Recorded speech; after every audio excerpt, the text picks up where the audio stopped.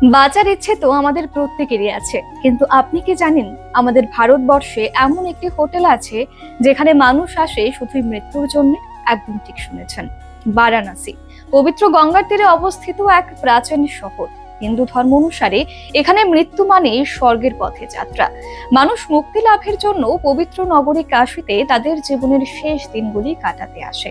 1958 সালে বিশ্বের সবচেয়ে আধ্যাত্মিক এবং পবিত্র শহরে ডালমিয়া পরিবার দ্বারা প্রতিষ্ঠিত হয়েছিল মুক্তি ভবন।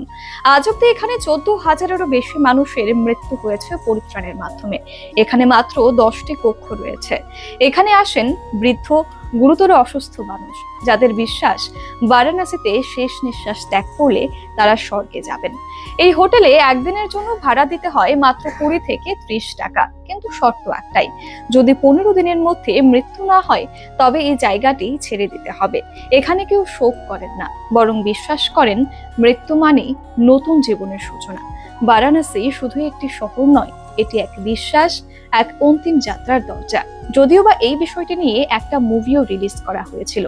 আপনি কি চাইবেন আপনার শেষ বয়সে এই জায়গাটিতে গিয়ে থাকতে?